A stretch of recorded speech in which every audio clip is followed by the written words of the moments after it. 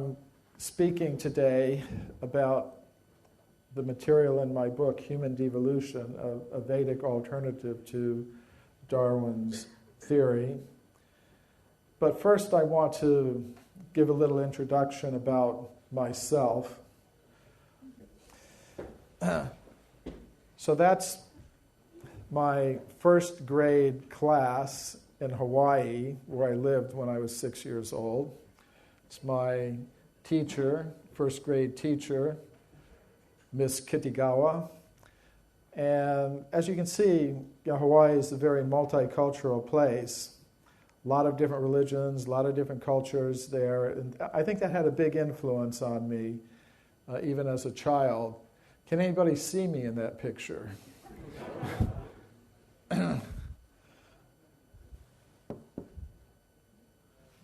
Well, here I am.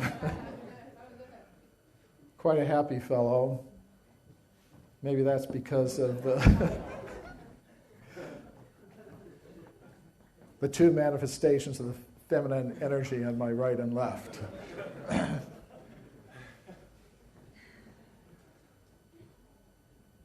Happy time for me. And as I say, you can see my little friends there. They're from all different sorts of backgrounds: Japanese, Chinese, Hawaiian, Filipino. It was a very big influence on me.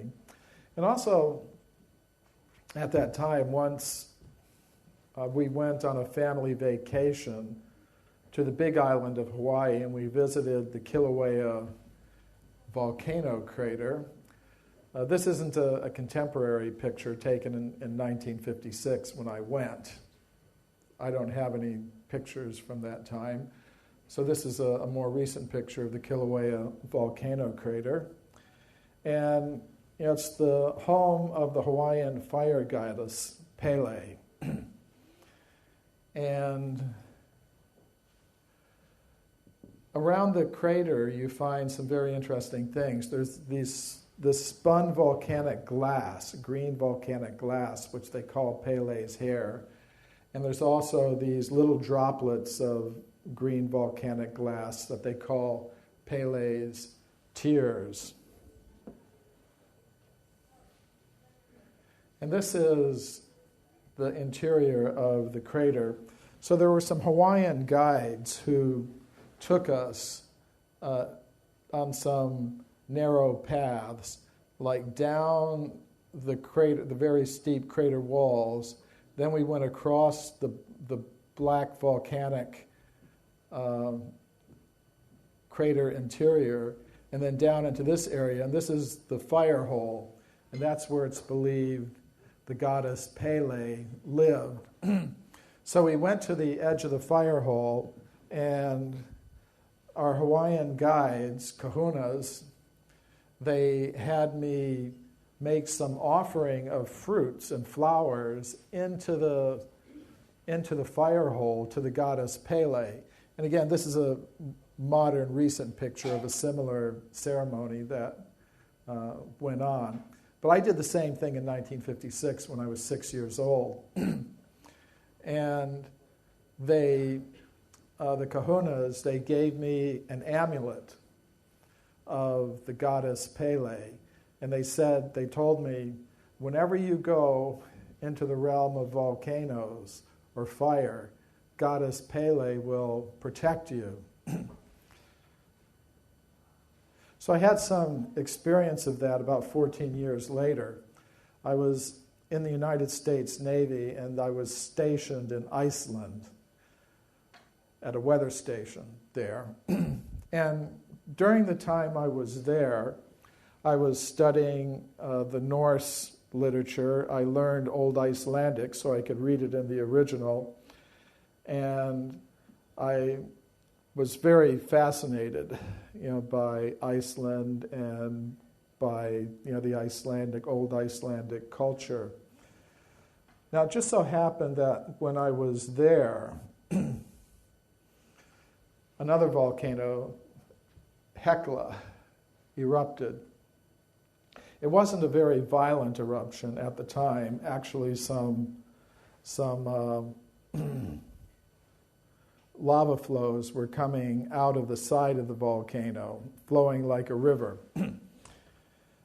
So a friend of mine and I decided to go visit Hekla. Of course, Hekla during the Middle Ages was considered to be the gateway to hell, and it was also the site of a novel that Jules Verne wrote called Journey to the Center of the Earth, where some scientists go down, through Hekla to the center of the Earth and find some very interesting things. So we decided to go out and visit this eruption, and we rented a Land Rover and we drove across black sand deserts, cross glacial streams. We came to within a few miles of the volcano. We parked the Land Rover and we started to walk, hike, and we came to the end of the lava flow, and I do have a picture of me there. You can see sort of, it was like this. This is the end of the lava flow, so it was solidified and creeping forward, but you can see in the cracks there some of the red lava, glowing. And then I walked further up the lava flow to where the red molten lava was actually flowing, and I jumped on a piece of solid black lava that was floating in the lava stream, thus inventing the sport of lava surfing. I think I'm the sole practitioner of that sport. Nobody has ever tried it since. And then I jumped off, and then we decided to have lunch, so we had some, this dry packaged soup, that you take, when you're hiking, and some water in a pot. So we boiled the water on the lava flow, prepared some soup, and then we went to the top of a hill that was overlooking the lava flow and started having our lunch. But then, as we were sitting, the hill started quaking. It started shaking under our feet. So we ran off the hill. We ran a mile back to the Land Rover. We turned around and looked, and the hill upon which we had been sitting exploded with fountains of lava. It really did become a violent eruption. And this is not a picture. I don't have a picture of what happened at the time, but this is a similar eruption in Iceland at this same volcano. So we were my friend of mine and I were kind of looking back at the hill upon which we had been sitting and which had exploded. And my friend said to me, "We could have been killed. We were lucky." And I said, well, maybe it wasn't luck. I had my little Pele amulet. And I believe it was that goddess who protected me in that circumstance. Peter was talking about spirit guides and things like that. I really do believe such things exist. So I think it was the influence of the goddess Pele that I wasn't killed that day. So then my path led me to India. And I began studying the ancient Sanskrit writings of India, especially the Puranas, or the histories. And in them I encountered histories of a human presence on this planet going back millions and millions and millions of years. And as far as the origin of our human species was concerned, they gave a completely different explanation of human origins than anything I'd ever learned from my teachers in university or high school. So that led me into research for physical evidence supporting these alternative views. I began researching alternative concepts of human origins and antiquity based on the Vedic teachings. And I've had a chance to present these ideas, these alternative ideas, at some of the leading scientific institutions in the world. For example, a few years ago, I was invited to speak about my work at the Royal Institution in London, which is one of the world's oldest scientific societies. Now, those of you who have been around for a while may remember the old 20-pound note. And on it, we find a picture of Michael Faraday, the famous physicist, speaking at the Royal Institution. So you can see, they have the same table there, same table with that, little curved inlet on it. And you can also see they have some of the same people.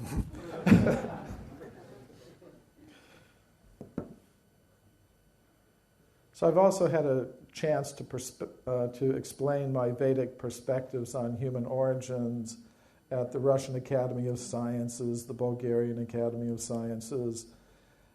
Not everyone likes what I have to say.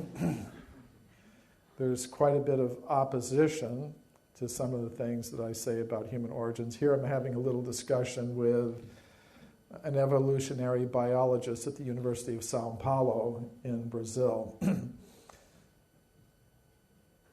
But I also speak at other types of gatherings. I think it's important to be in touch with all kinds of people interested in where our human civilization is going. I presented some of my work at this eco camp in Alto Paraíso, Brazil, and actually I feel much more comfortable with this sort of people than with the kind of people you see in the Royal Institution. Now the question I'm dealing with is, where did we come from as human beings, and how long have we been here?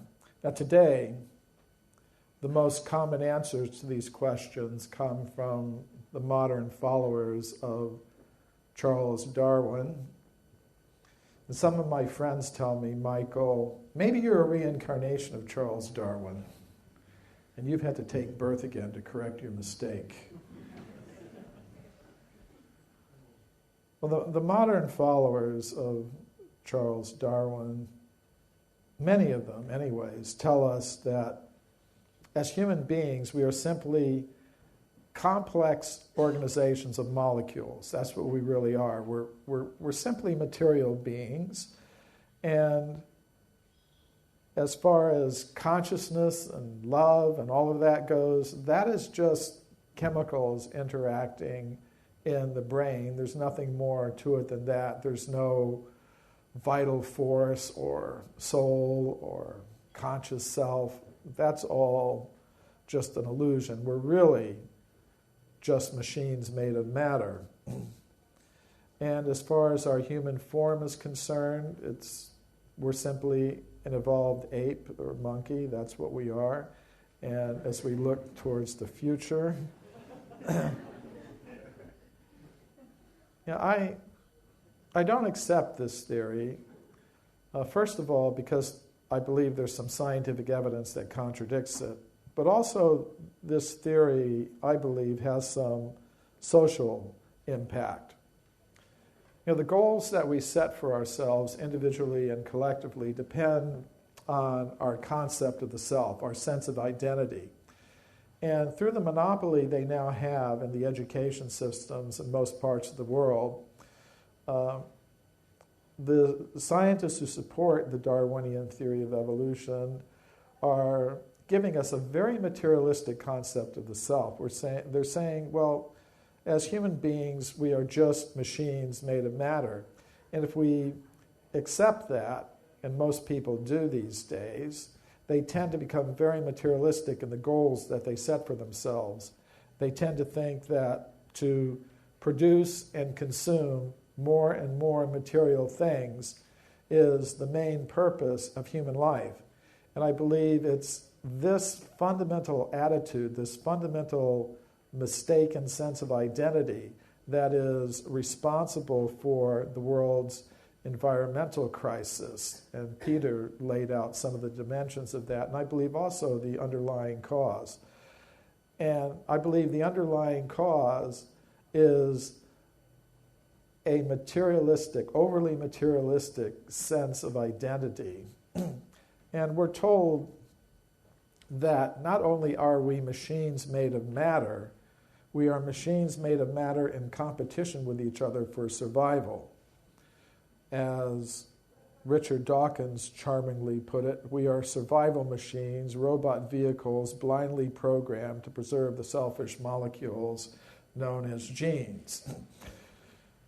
So I believe it's this attitude that is responsible for the intense levels of conflict, that we see in the world today.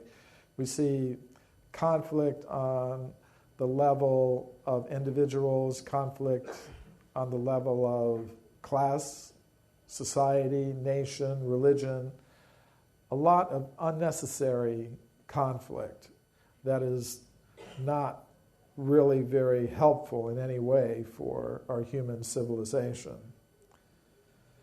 So the solution to the environmental crisis, the solution to the intense levels of conflict, I believe has to lie with going back to the very root, back to our sense of identity, who we are, where we came from, where we should be going.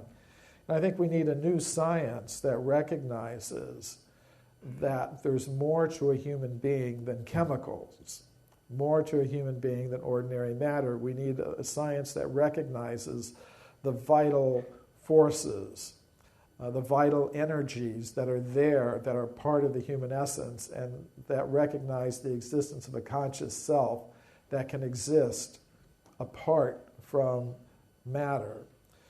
So what I've tried to do in my book, Human Devolution, is give some rational scientific justification for thinking that these things are true.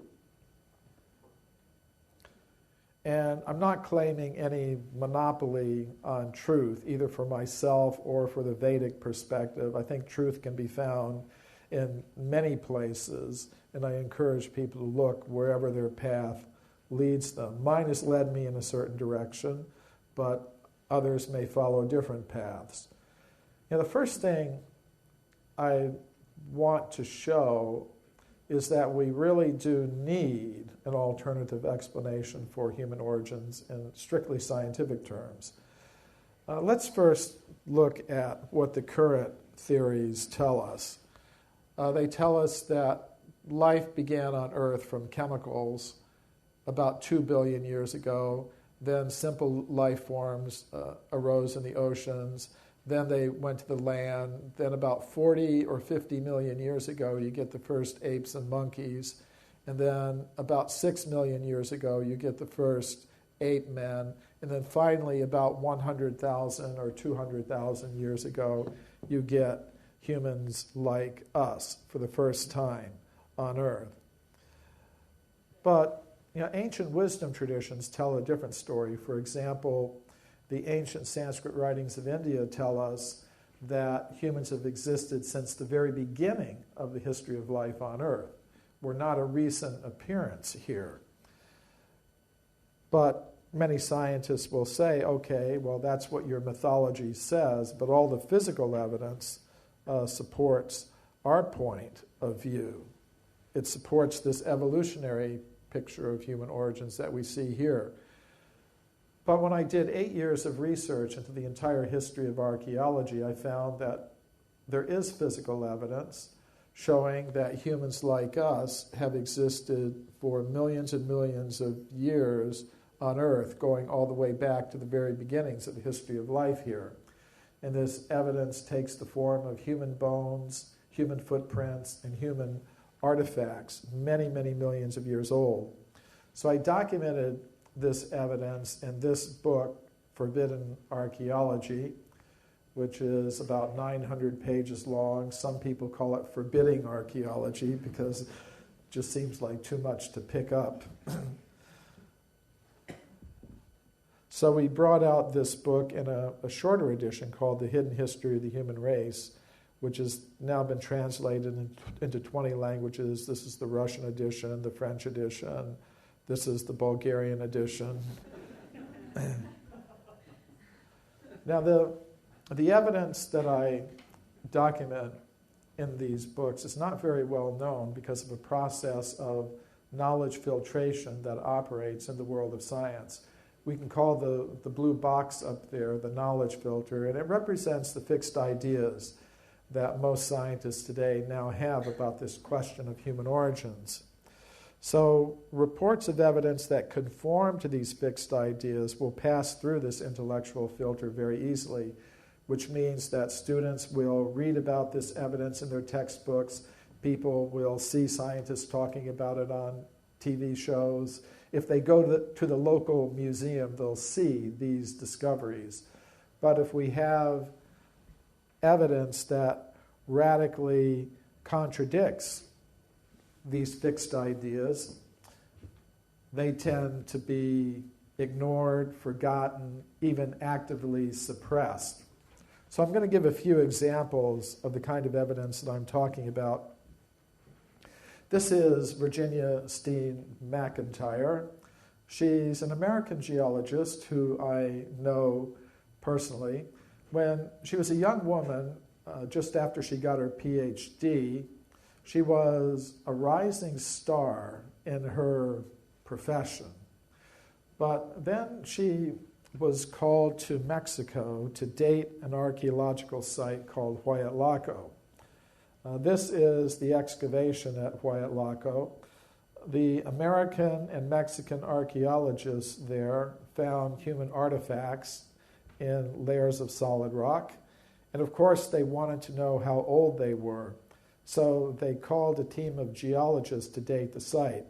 Virginia Steen McIntyre and her colleagues used 4 different methods to date the site, and they got an age of about 250,000 years. But the archaeologists said, we can't accept that. That's impossible. According to their theories, human beings capable of making the artifacts didn't exist anywhere in the world at that time. They hadn't evolved yet. So they refused to publish the age for the site given by their own hand-picked team of geologists. And Virginia Steen McIntyre decided, well, I'll independently publish the age for the site. If these archaeologists won't publish it, I will. So she did that. And when she did, she experienced an extreme negative backlash from her colleagues in the scientific world. She was labeled a troublemaker, a publicity seeker, a maverick. She wrote to the editor of the journal that published her report, not being an anthropologist, I didn't realize how deeply woven into our thought the current theory of human evolution has become. Our work at Huayatlaco has been rejected by most archaeologists because it contradicts that theory, period. So this is how this knowledge filtering process works. Now here's a case from England.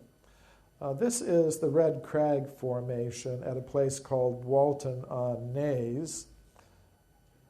The Red Crag Formation is this layer here. It's got this reddish color. And this is where Walton-on-Naze is in East Anglia, near Ipswich. And there's some fossil shells that are found in this formation, the Red Crag Formation. Now, in 1881, the geologist Henry Stopes made a report about a very interesting shell, that was found at in the Red Crag at Walton-on-Naze, and here it is. It's interesting because it has a very simple but nevertheless recognizable human face carved upon it, the first happy face. And he reported on it at a meeting of the British Association for the Advancement of Science. Now it's interesting because the Red Crag Formation is between 2 and 3 million years old. And according to most modern scientists, the very first symbolic marks made on shell or bone by humans are less than 100,000 years old. One of the oldest examples they have is some simple marks made on a piece of bone from the Blombos cave in South Africa, and they believe it's 77,000 years old. So to have this sort of thing at 2 or 3 million years old is really quite extraordinary. It was a very controversial find at the time. Many scientists heavily criticized Henry Stopes, but his daughter, Mary Stopes, who was also a geologist, defended her father's discovery in some scientific publications. Now, in the same part of England, I want to point out one thing, is that this carved shell with a human face on it has gone missing. No one can locate it today. That often happens with these discoveries related to extreme human antiquity. They tend to disappear. So that's the case with this, although we do have the photographs and original scientific reports. Now, another interesting discovery was made in the same region. It was a fossil human jaw from the same region. And this anatomically modern human jaw was found 16 feet deep in the Red Crag Formation at Foxhall in England in 1855. And Foxhall Hall is shown on this map. It's on the eastern outskirts of Ipswich, which is near to the place where the carved face was found on the the carved human face was found on the shell.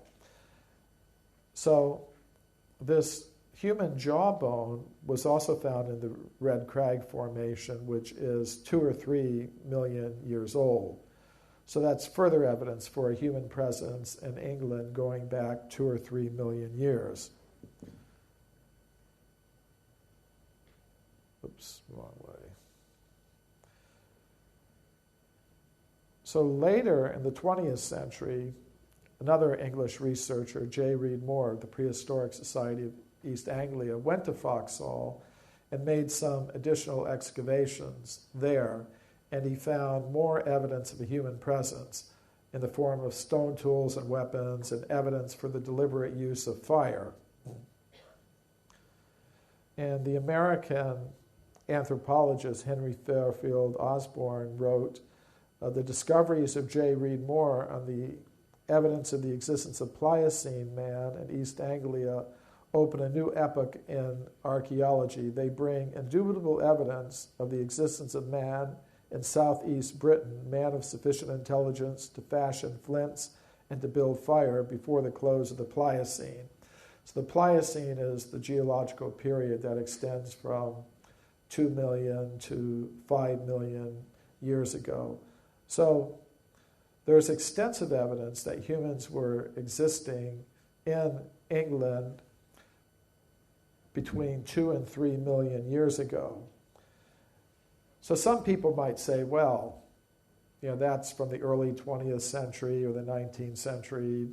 What did they know back then? Where's such evidence being discovered in more modern times? And such evidence has been found. This is Mary Leakey, who in 1979 announced the discovery of many footprints at a place called Laetoli in the country of Tanzania in East Africa. And she said in her original report in National Geographic magazine, the footprints are indistinguishable from modern human footprints.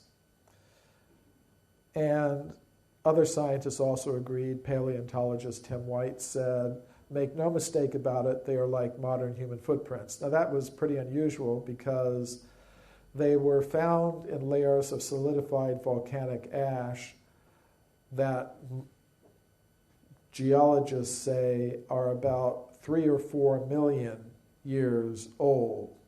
So at least 3 million years old. The most modern estimate says about 3,600,000 years. Now, neither Mary Leakey nor Tim White believe that human beings like us were present to make those footprints 3 million years ago in Africa. So how did they explain the footprints? Well, they proposed there must have been some kind of ape man who had feet exactly like modern human feet, and that's how the footprints were made. That's an interesting idea, but there's no physical evidence to support it. We have the skeletons of the ape men who existed at that time. They're called Australopithecus, and their foot structure is not like that of a modern human being. The foot skeletons of Australopithecus show that their foot was very ape-like. For example, their feet had very long toes, sort of like human fingers. Actually, the only creature known to science today that has a foot exactly like that of a modern human being is, in fact, a human being like us. So, what did Mary Leakey actually find? I believe she found evidence that humans like us were present 3 or 4 million years ago in Africa. Now let's jump a little further back in time. This is the Portuguese geologist Carlos Ribeiro. He discovered hundreds of human artifacts in his country of Portugal. And as a geologist, he said they cannot have come from any higher, more recent level. The layers of rock in which he found these objects were about 20 million years old. So he displayed the artifacts in the Museum of Geology in Lisbon with labels indicating an age of 20 million years. But if you go to the museum today, you won't see the artifacts displayed in those cases anymore. Today, they're kept locked in these cabinets down here. But I got permission from the director of the museum to open up those cabinets, and I was able to study and photograph some of these 20-million-year-old human artifacts from Portugal. By studying Ribeiro's original documents, I was able to go out into the countryside of Portugal and relocate some of the places where he made his discoveries. For example, this is the quarry at Morganheira, and here's one of the artifacts that he found there. It's a flint artifact, pointed. Now, it's interesting what happened. When Ribeiro was alive, he displayed the artifacts in the museum with labels indicating an age of 20 million years. After he died, his colleagues did something interesting. They left the artifacts on display in the museum, but they wrote new labels for all of them, giving them far younger ages. This is the new label that they wrote for the artifact I just showed you. The second line here gives the age. It says in Portuguese, Paleolítico Superior. That means Upper Paleolithic. And according to modern archaeologists, that period in Europe goes back about 20,000 years. So Ribeiro's colleagues thought 20 million years, that's impossible. 20,000 years, that sounds about right. So they wrote new labels for all of the artifacts. And then the next generation of officials in the museum just put the entire collection away, new labels and all. And I'm the first researcher in over 50 years to see them.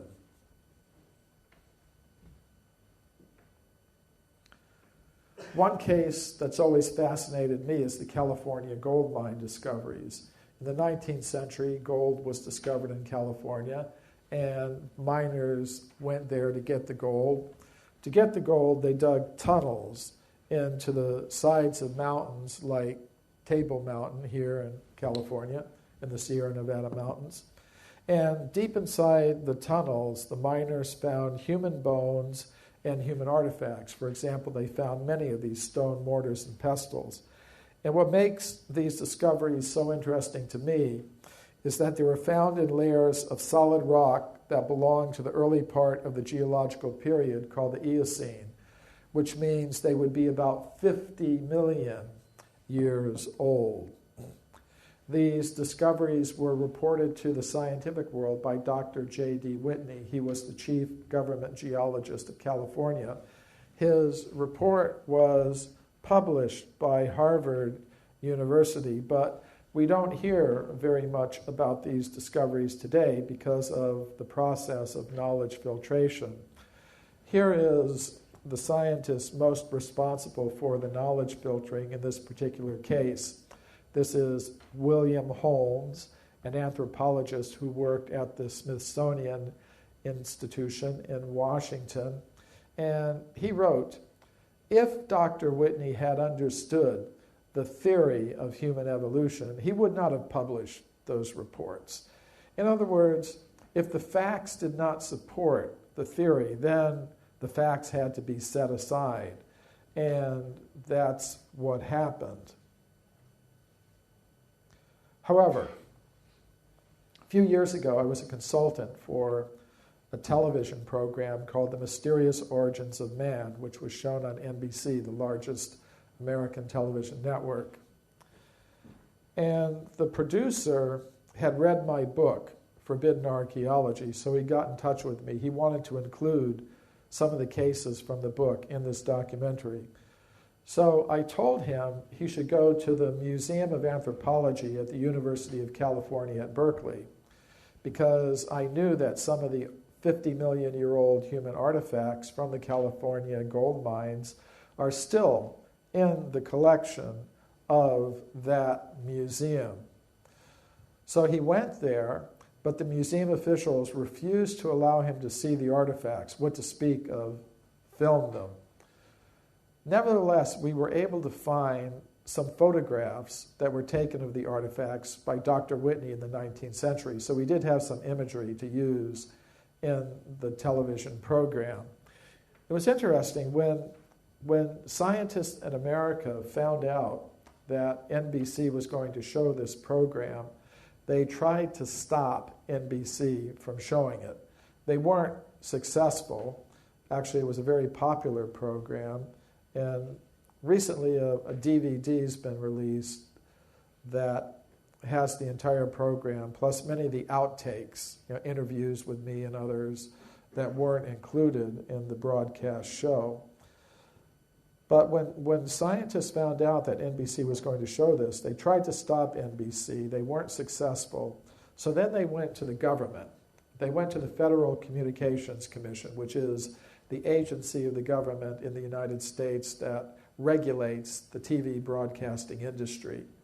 And they asked the government to investigate NBC, to censure NBC, to force NBC to broadcast apologies, public apologies for having shown this program. And they also wanted the government to fine NBC millions of dollars so that they would never do anything like this again.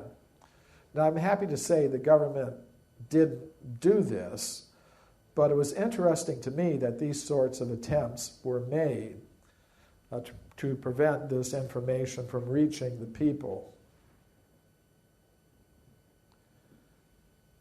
Now, more recently, I went back to the museum myself. I was preparing a report about these discoveries for a meeting of the World Archaeological Congress, the world's largest international organization of archaeologists. And perhaps because of my connection with the World Archaeological Congress, the museum officials decided they would let me see the artifacts. And they're not kept in the museum itself. They're kept in a storage building several miles from the museum. I had to be accompanied every step of the way by a museum official, and entering this building was quite an experience, with all these card readers and security levels to go through. But the artifacts are still there, and these are some of them. These are some of the 50-million-year-old artifacts from the California gold mines. And many people have seen the movie Indiana Jones, Raiders of the Lost Ark, where in the final scenes they go into the basements of the Smithsonian Institution in Washington and see all kinds of discoveries that are being kept from the public. And many people think, well, that's just Hollywood. But these things actually do happen. There are human artifacts that are extremely old that aren't displayed to the public, but which are in the collections of these museums.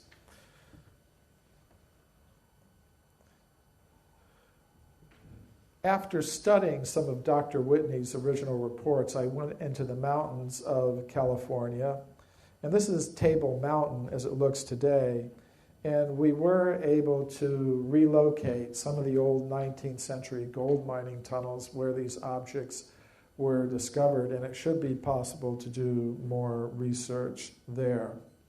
Now, how far back in time can we go with evidence like this? In the year 1862, a scientific journal called The Geologist published an interesting report. An anatomically modern human skeleton was found 30 meters below the surface of the ground in the state of Illinois in America. And according to modern geologists, the level at which the skeleton was found is about 300 million years old.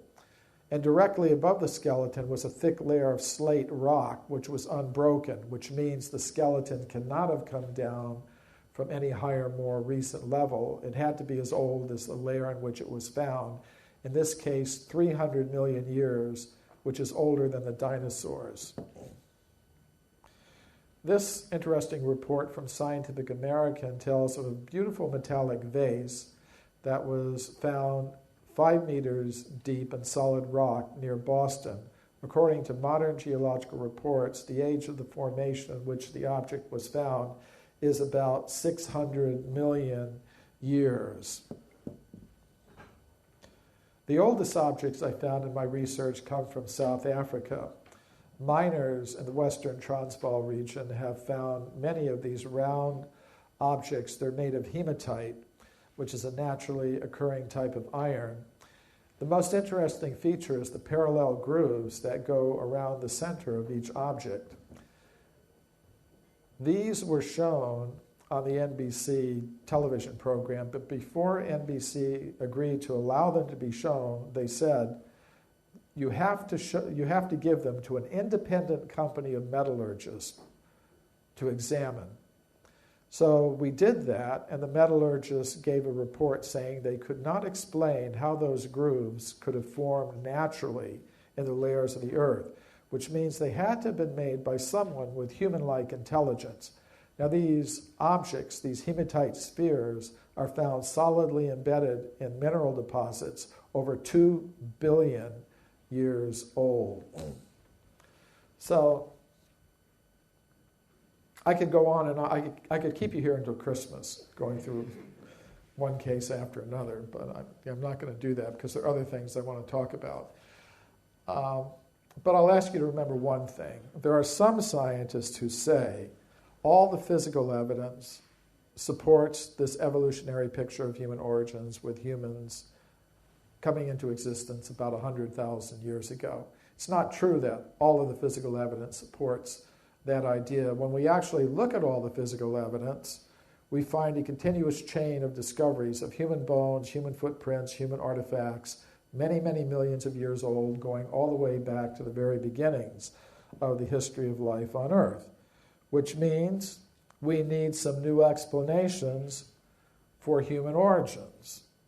And in this book, I've offered a Vedic alternative theory of human origins, which has a lot in common with ideas of human origins that we find in many ancient wisdom traditions. Now, before we even ask the question, where did human beings come from, we should first of all ask the question, what is a human being? We should know what it is we're trying to explain. Now, today, many scientists will tell us that a human being or any other living thing is just a complex organization of the ordinary chemical elements. We're just machines made of matter. But I believe if we carefully look at all of the evidence, we'll see that it's more reasonable to say that a human being is made of three things. Ordinary matter, yes, but beyond that, there is a subtle mind element with some very unusual powers. And beyond that, there is a conscious self that can exist apart from matter.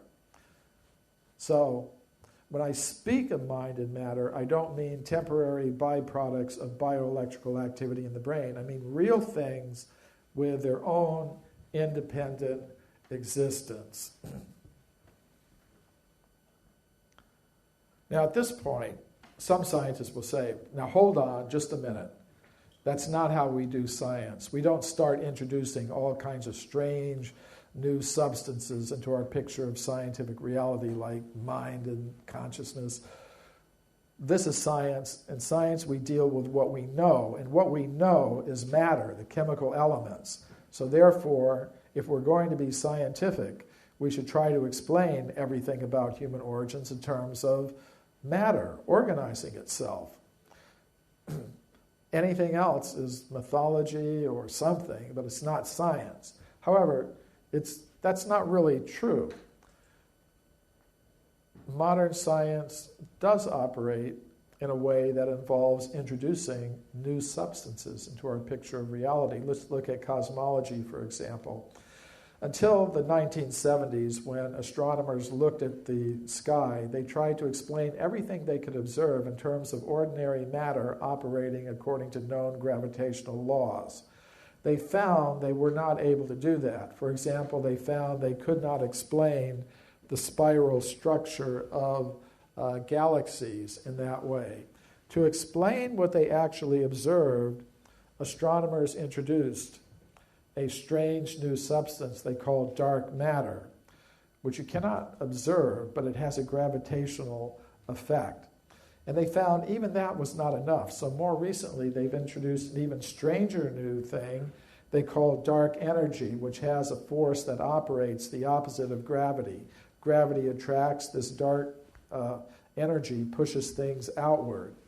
So today, astrophysicists believe the cosmos is composed of only 5% ordinary matter, the chemical elements.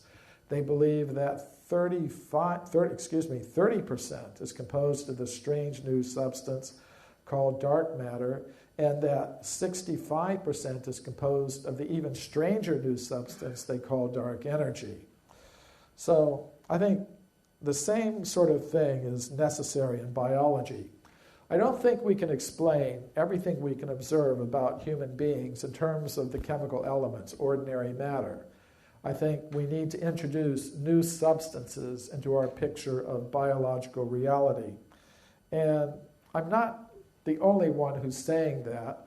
This is Rodney Brooks, who works at the Artificial Life Lab at MIT. A few years ago, he published an interesting article in Nature. He commented that the programs of artificial life and artificial intelligence are failing to deliver the results that most scientists expected would be possible. And that's interesting because if life really is just a combination of matter, we should be able to duplicate important features of life in computers and machines like robots. And we are to a certain limited extent, but we are not able to produce anything that is remotely like what human beings are really capable of. So he was wondering, why are we failing? Could it be we don't have powerful enough computers? Maybe our algorithms aren't complex enough? He decided, no, we've got excellent computers, we've got excellent computer programmers and technicians who can build robots. What's the problem? The real problem, he said, is this. There might be some extra sort of stuff in living systems outside our current scientific understanding.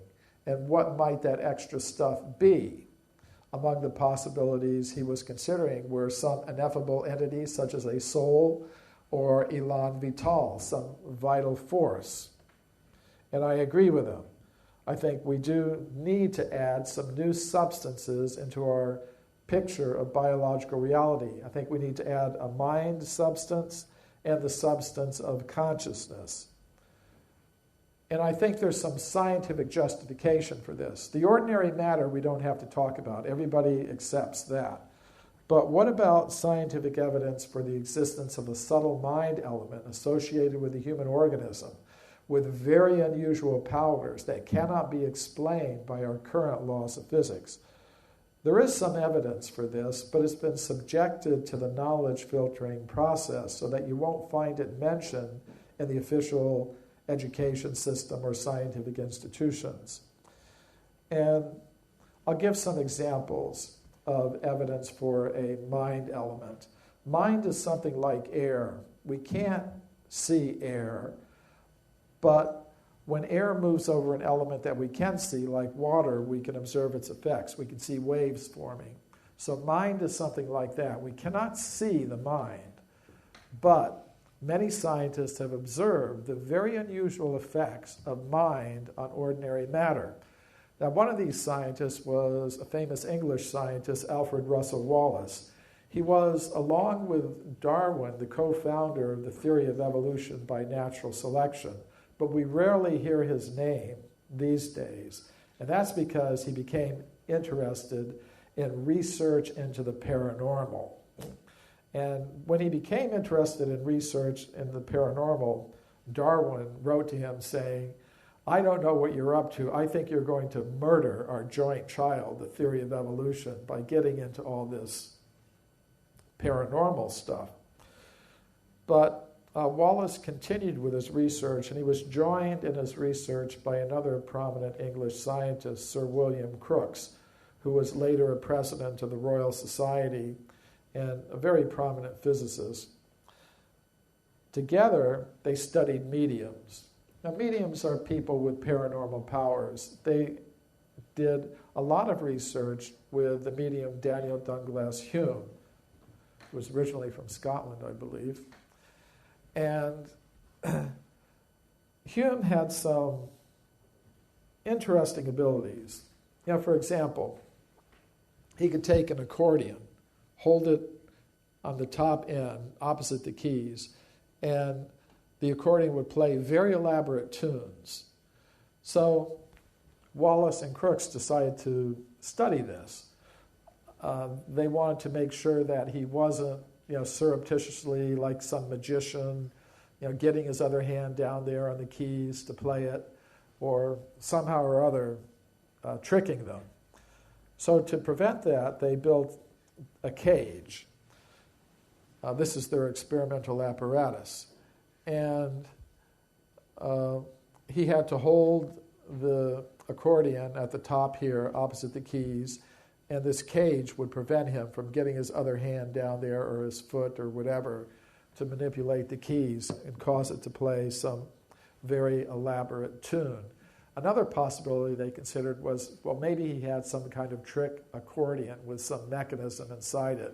So they bought a completely new accordion from a music store and used that in their experiments. And the experimental setup was like this. Hume had to sit with one hand on top of the table, his other hand on the accordion. And even under those carefully controlled conditions, he was still able to cause the accordion to play very elaborate tunes. But it doesn't stop there. Both Wallace, the co-founder of the theory of evolution, and Crookes, a president of the Royal Society, they both testified that on occasion they would see him take his hand completely out of the cage, and the accordion would be floating in the cage all by itself, playing very elaborate tunes. Now, you're not going to read about that in your physics textbooks, but these things were actually reported by these prominent English scientists. Another thing that both Wallace and Crookes observed were levitations by Hume. Now, we know that there are magicians who can perform the illusion of a levitation, but it requires some kind of apparatus. So what they would do is they would go to Hume's apartment, his lodgings in London, unannounced, and just say, "Come with us right now." And they would take him to some place he'd never been before, the home of some gentleman, a scientist or scholar, with no nobody to assist him, no apparatus. They would simply take him to the middle of the parlor or whatever, and then they would observe him levitating under these circumstances. And it happened once in the home of Crookes. And he said he felt everywhere, around him, below him, beside him, over him. No wires, no apparatus. He's just floating in the air. On another occasion, the scientists had him on the 3rd floor of a building in a room, and they observed him assume a horizontal floating position, float out a window on the 3rd floor, and then float and come in another window horizontally, and then assume a vertical position. So I take this as evidence for a subtle mind element. Of course, those into shamanic realities will understand that mind over matter is a very real thing, and those that are able to control the mind can actually do these things. Now, another example. Every physics student learns about the work of Pierre and Marie Curie. They were husband and wife. They both got Nobel Prizes in physics for their work in discovering radium and other things. And you read about this in every introductory physics textbook. What you don't read about is that they were heavily involved in research into the paranormal. They were part of a group of 20 prominent European scientists who were doing such research in Paris early in the 20th century. The group included 5 Nobel Prize winners. The group did 2 years of experiments with the Italian medium Eusapia Palladino. And this woman had some very unusual powers, mind over matter, psychokinetic types of abilities. So on one occasion, they had the medium in the Psychology Institute in Paris, not in somebody's dark parlor, which is the normal sort of preconception. They had her in broad daylight in a scientific institution in Paris. They put her in a chair. Marie Curie, the Nobel Prize-winning physicist, held her hands. Other scientists held her feet, completely controlling her motions. And under these conditions, Pierre Curie, the Nobel Prize-winning physicist, said that he observed a large table in the lab floating about 1 meter off the ground in the presence of this woman. And after 2 years of such results, the entire group of scientists signed documents saying these things are absolutely true, and we have to take them into account if we're going to have a complete picture of reality. But you're not going to read about this in your physics books today.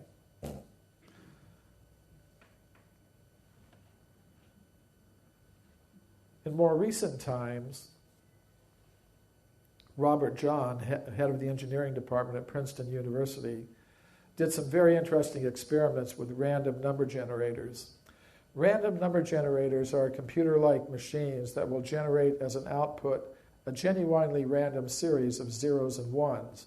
If you let the machines run by themselves, they'll generate 50% zeros, 50% ones.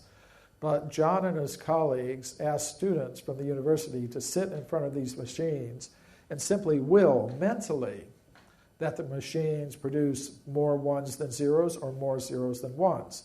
And these experiments went on for over 10 years. They're very well documented. And the students were actually able to do it. They were actually able to cause the output of the random number generators to vary just according to their mental intention. So again, this is more evidence, I believe, for the existence of a subtle mind element associated with the human organism that can act on ordinary matter in ways we can't explain by our current laws of physics. There have also been some very interesting experiments carried out at universities in Europe on extrasensory perception. In these experiments, one person called a receiver is put into a very relaxed state. Meanwhile, at another location, another person called a sender is shown an image randomly selected by a computer. The sender tries to mentally send the image to the receiver. And then, at the end of each trial, the receiver is shown 4 images, one of which is the actual target image. and the receiver has to select from the four which was the image that was being sent. Now, if you run this experiment for tens of thousands of times, and you assume there's no paranormal effect, then you would expect that the receivers will pick the correct image one time out of four, 25% of the time. However, the researchers find that the receivers are able to pick the image at a rate greatly exceeding 25% of the time, indicating they are able to pick up the mental image that is being sent to them by the sender. So there's a lot more that can be said, but I think this is sufficient to show that if we're going to talk about human origins, we can't just consider the chemical elements. We have to also consider this subtle mind element with its very unusual powers. Now, what about scientific evidence for a conscious self that can exist completely apart from the body? There is such evidence. It comes from medical studies of out-of-body experiences. Now, there are times when a person should be completely unconscious, like when you're listening to a long, boring lecture like this right after lunch. Is everybody still conscious? Okay, we'll go on. Maybe I'll succeed in putting you to sleep later. For example, during a heart attack, the heart stops beating, blood stops flowing to the brain, medical instruments show that the brain waves cease. At a time like that, a person should be completely unconscious. But many people in that condition report separating from their bodies, looking down and observing what the doctors and nurses trying to revive them are doing. The American cardiologist Michael Sabin heard some of these reports from his patients, and he wondered, are they telling the truth or are they just making up some stories? So he did a study. He selected 25 heart attack patients who had reported these kinds of experiences, and he carefully interviewed each one of them.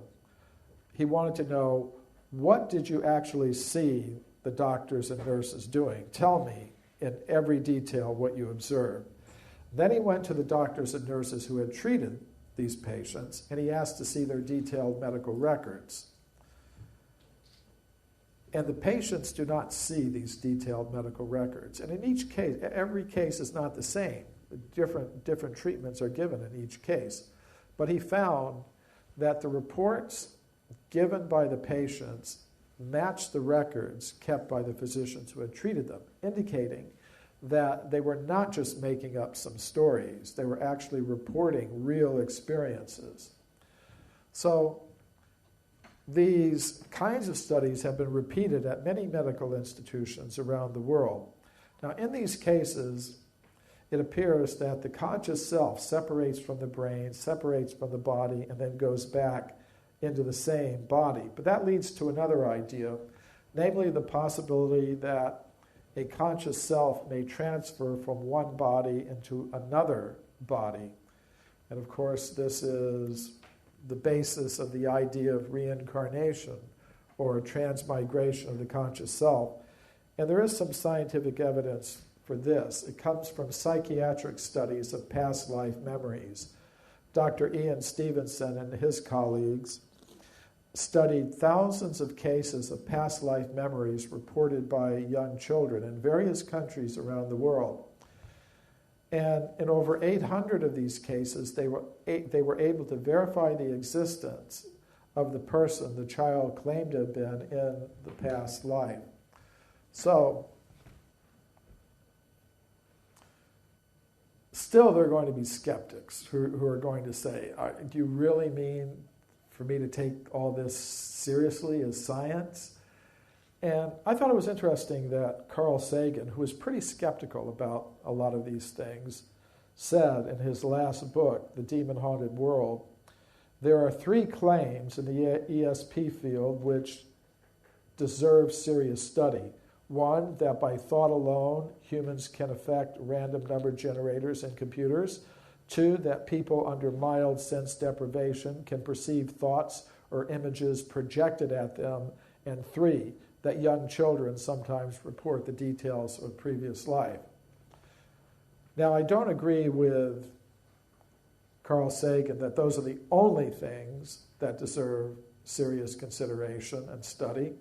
But even those three things alone are enough to make the point I'm trying to make, that there is more to a human being than chemicals.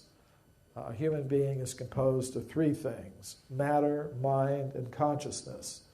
This leads to another idea, because we have to explain where all these things come from and how they come together in the human form. And this is the idea that we live in a multi-level cosmos. There's one level of the cosmos dominated by ordinary matter.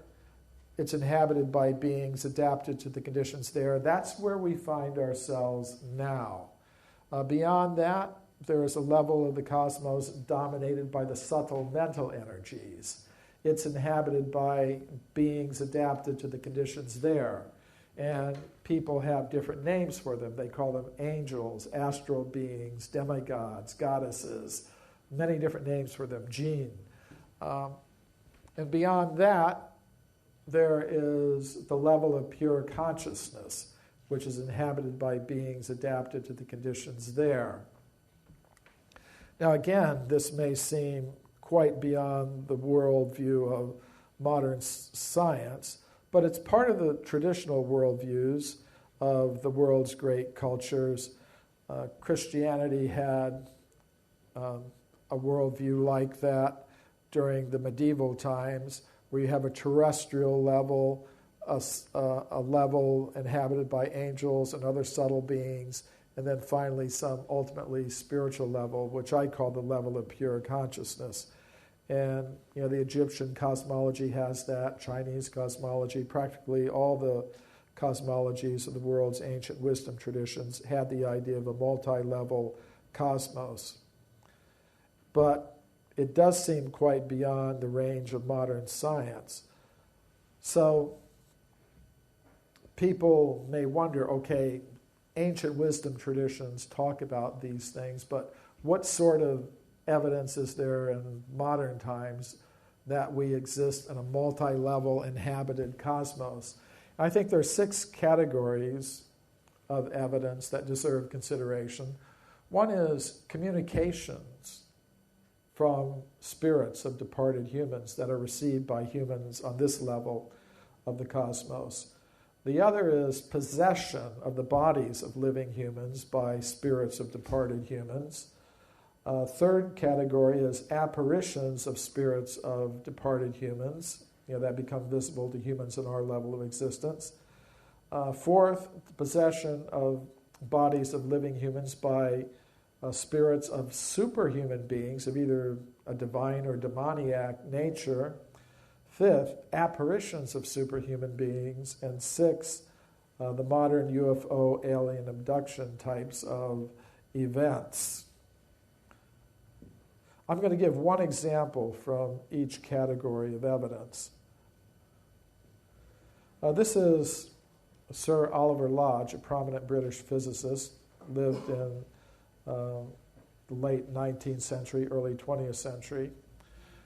During World War I, he lost a son, Raymond Lodge, was killed in Europe during the Great War. And afterwards, Lodge tried to establish communication with the spirit of his departed son. And with this in mind, he approached a medium named Gladys Leonard. But he approached her in disguise so that she wouldn't know who he was, couldn't do any research about him. And through this medium, he was able to establish communication with the spirit of his departed son. And in these communications, things were revealed that would have only been known to his son Raymond. Now, afterwards, Lodge wrote a book about this case. And being a professional scientist, a very prominent scientist, he was very much aware of the kinds of objections that his scientific colleagues would give to the possibility of receiving communications from the spirit of a departed human being.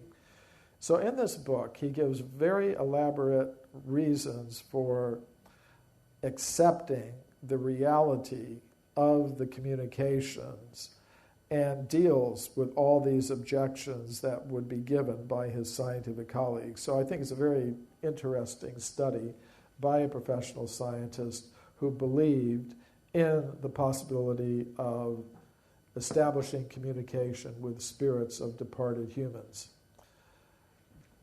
Now a case of spirit possession. This is the psychologist William James, considered to be the father of modern psychology. In his textbook, Principles of Psychology, he discusses what he regarded as a genuine case of spirit possession. The case is called the Watseka Wonder. Watseka is a little town in Ohio, and in a bit of synchronicity, it's also the name of the street I live on in Los Angeles, Watseka Avenue. So the case concerns a girl named Lorancy Venom. She lived quite a normal life with her mother and father until one day she started going into trance states. And in these trance states, she encountered the spirits of departed humans. And one of them was a girl named Mary Roth, the spirit of a girl who had died some years before. And Mary Roth told Lorancy, I want to visit my parents, my family. They live near you. So I would like to make use of your body in order to do that. So after that happened, Lorancy Venom felt like a complete stranger in her own house. And she began talking of this Roth family. So her parents searched and they found the Roth family and brought them to the house. And as they were coming to the house, Lorancy immediately recognized them. Oh, that was my mother, that was my sister. So both families agreed that Lorancy should go and live with the Roth family, which she did for several weeks. And during that time, she behaved perfectly as their daughter, just manifesting all kinds of detailed knowledge of the family history and the family affairs, things that would only have been known to Mary Roth. Then, after several weeks, Lorancy again started going into trance states. And Mary Roth told her, okay, I've seen my family, I'm going to go back to where I was. And when that happened, Lorancy Venom felt like a complete stranger in the Roth house. So then both families agreed she should go back to her original family. And what I find interesting about this case is that it was included by William James, a prominent psychologist, in his textbook, Principles of Psychology, as a genuine case of spirit possession. Now here's a case of an apparition of a spirit of a departed human. This is Charles L. Tweedale, who was a fellow of the Royal Astronomical Society here in England. And he had an interesting experience as a child. He was about 12 years old. He was sleeping in his bed, and the moon was shining in through the window, and he happened to wake up, and he saw standing at the foot of his bed the form of an elderly woman. And then the form disappeared. So the next morning, he went to breakfast. His mother and father were there, and he said, Mommy, Daddy, last night, I saw the form of an old woman standing at the foot of my bed.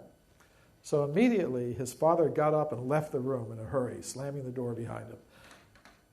So Charles asked his mother, Mommy, why did Father leave like that? And his mother explained to him, well, last night in our room, your father saw the form of his mother at the foot of the bed. Then later, they received a telegram that the man's father had died the previous night. So later in life, when he was an astronomer, Charles Tweedale calculated, because he could remember where the position of the moon was shining in his window on that particular date. And from that, he could calculate the time at which the apparition had occurred.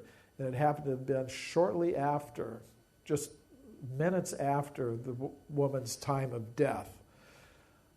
So this is a case of an apparition of a human spirit, an observation of a human spirit departing, reported by an astronomer. Now, cases of possession of human bodies by superhuman spirits, either of a divine or a demoniac sort of nature. Many of you have probably seen at one time or another the film The Exorcist. What many people don't know is that is based on an actual exorcism that was carried out by Catholic exorcists in the United States. It's an actual case. And if you recall the film, which is pretty accurate reflection of what actually happened, the boy in the film was possessed by a spirit that was not just like Mary Roth wanting to come and visit her parents. It was a possession by an extremely demoniac spirit, and this demoniac spirit acting through the body of the boy was carrying out just superhuman sorts of things. So there are cases like that. Then there are apparitions of superhuman beings. For example, the Marian apparitions are very well known in Europe. Generally, they're connected with healing places, like at Lourdes. And because these apparitions have occurred at a time when Europe was taken over by Christianity, the visions of these apparitions of these shining ladies are interpreted as Virgin Mary or something like that. However, in previous times, there are many cases in Celtic Europe, for example, of healing goddesses being associated with different places. So, who are these apparitions? Hard to say. Maybe they're the Virgin Mary, maybe there's some other healing goddess. And then there are the reports of the modern UFO alien abduction types of events. And among the researchers who study these things, there's one group which could be called the nuts and bolts researchers, who believe they're dealing simply with some other human beings pretty much like us who have similar type of technology, but just more advanced. They interpret it in just a mechanistic fashion. But there's another group of researchers who notes paranormal elements to the UFO and alien abduction types of events. For example, many of the people who have been abducted report communicating telepathically with the aliens or the extraterrestrials. They may report being floated through walls and things of that sort. So one of the researchers who's in that latter group was Dr. John Mack, who was head of the psychiatry department at Harvard University Medical School. Actually, both he and I were invited to speak at a crop circle conference in Glastonbury a few years ago.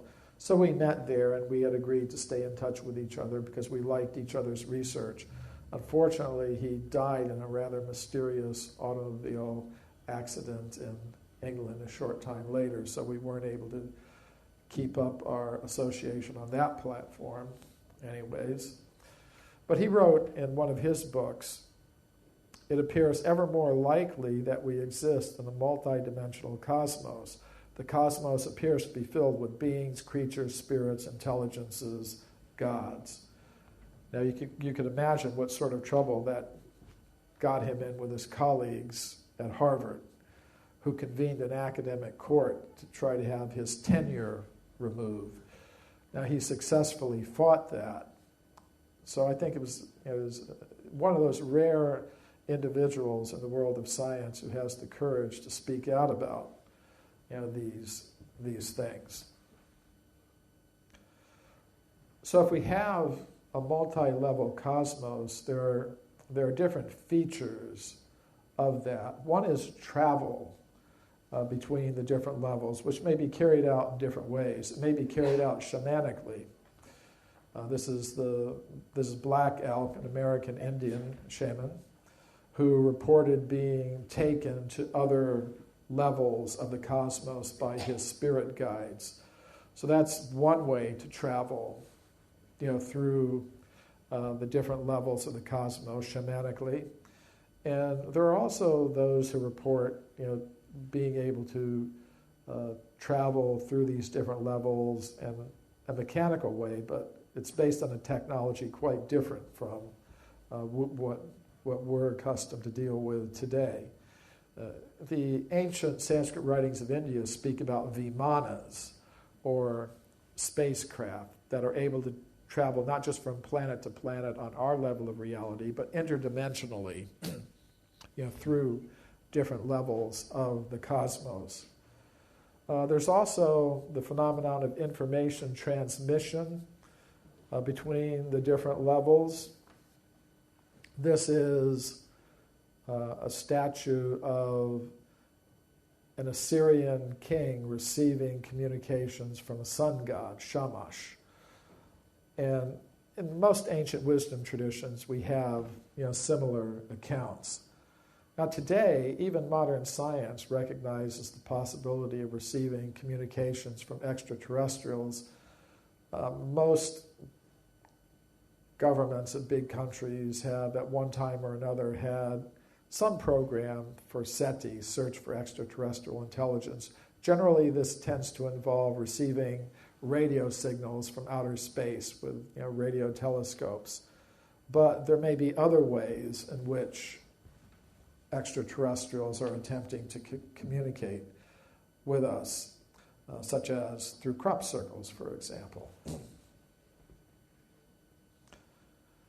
Another phenomenon is that beings at the higher levels of the cosmos are able to influence the forms of the living things on the lower levels.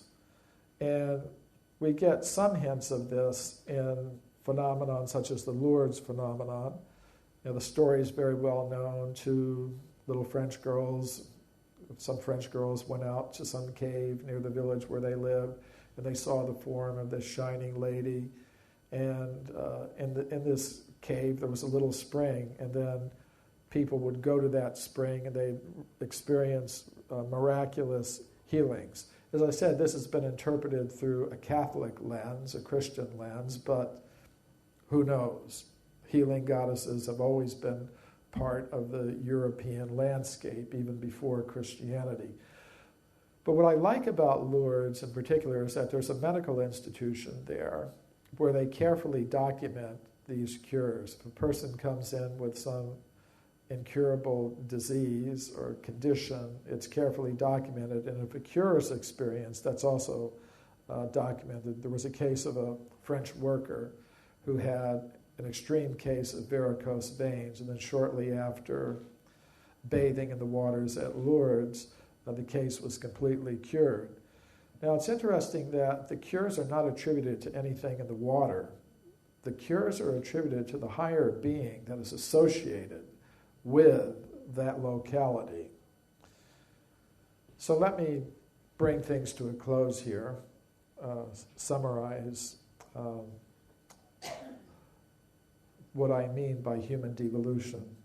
What I'm proposing is that we begin our existence as beings of pure consciousness on the level of pure consciousness. Now, the ruling principle of that level of pure consciousness is love. Love for the source of all conscious beings, love for all other conscious beings. Now, if a conscious self becomes egotistical, if a conscious self becomes selfish, it can no longer exist in that harmonious level of pure consciousness. Then it comes down to lower levels.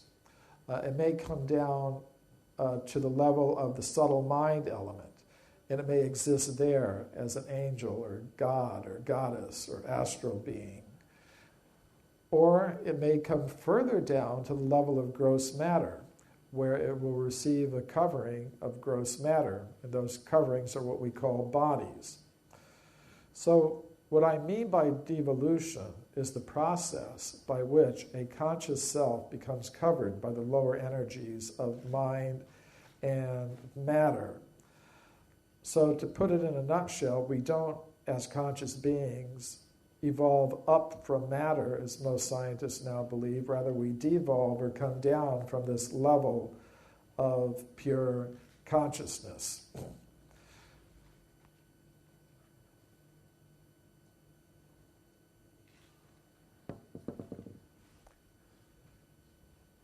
Now, the manner in which the form of pure consciousness receives a form made of matter has been a topic of speculation by philosophers for thousands of years.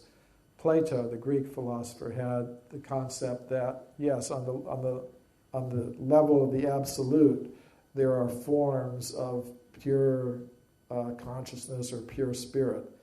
And then through the agency of a creature he calls a demiurge, those forms of pure consciousness are translated into material forms on our level of reality. And there's something like that also in the Vedic cosmology. There's a creator god, sort of corresponding to a demiurge named Brahma. And from this creator god comes male and female goddesses. And it is through the sexual activity of these male and female goddesses who exist on higher levels of reality that the forms of the plants, animals, and human beings on our level of reality come into existence. And in their reproductive activity, these gods and goddesses make use of bijas, or seeds. Bija is the Sanskrit word for seed, and the seeds contain the forms that are developed through this sexual reproductive activity. And there's an analogy to this in Western cosmology. The philosophers like Plotinus, St. Augustine had the concept of logoi spermatikoi, rational seeds.